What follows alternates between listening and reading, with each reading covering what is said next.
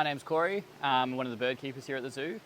So pretty much my day is looking after all the different birds in different aviaries, going around giving them food, making sure they're healthy, everything's clean.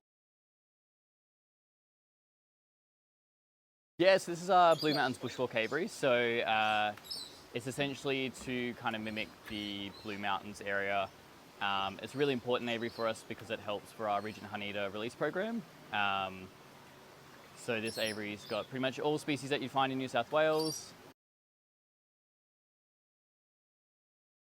It's really important because a lot of birds are facing threats with habitat destruction, habitat fragmentation. So all the species that we here act as a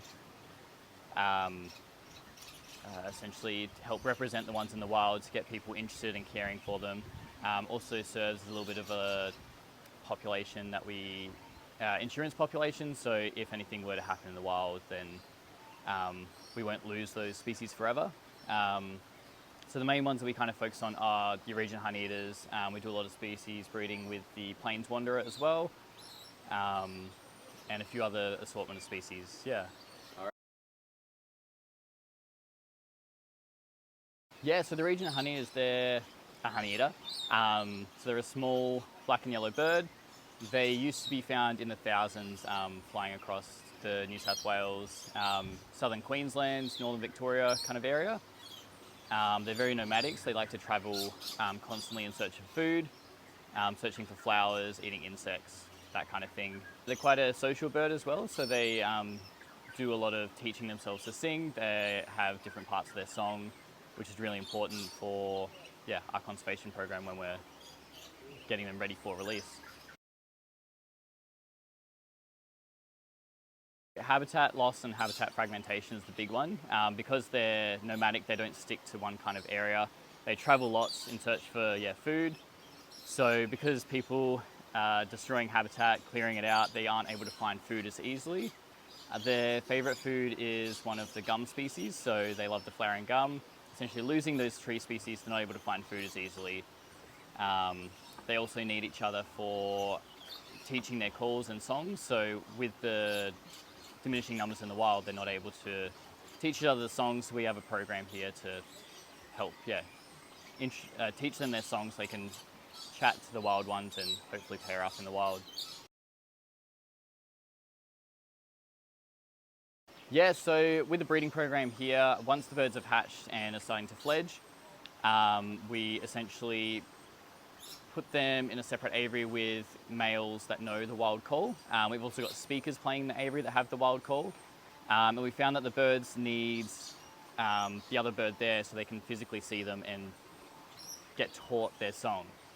Their song has a few different fluctuations and variations within it, so they might start to do little parts of the song, but they can also do the full lengths of it. It includes beak snapping and other trills and whistles. We started off with, when they first started the program ages and ages ago, they started with just collecting eggs from the wild. This was essentially so they don't impact the wild breeding, so they just grabbed eggs because that's the minimal harm to the wild ones. They found that without the parents there, without the other birds to teach them the song, they were releasing birds that didn't have the song.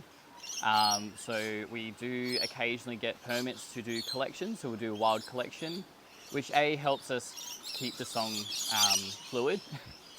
Also keeps the birds' genetics, so we're able to manage the genetics very well, so wild genetics are very important.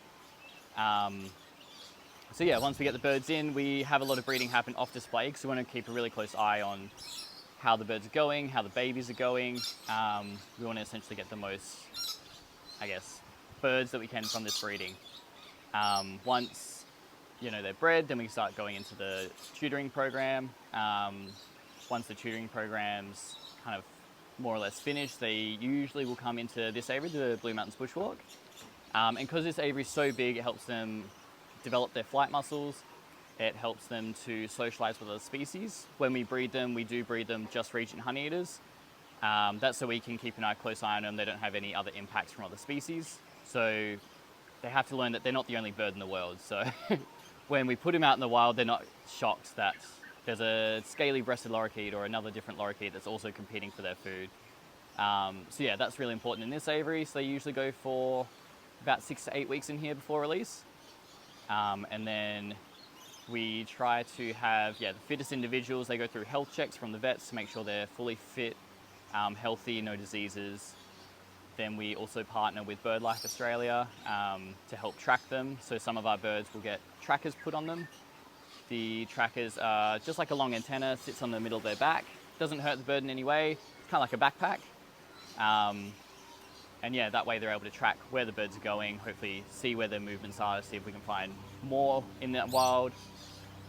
The trackers as well, so they've got a weak point on them, so the weak points, if they do get snagged, will come off, so it's no harm to the bird or anything.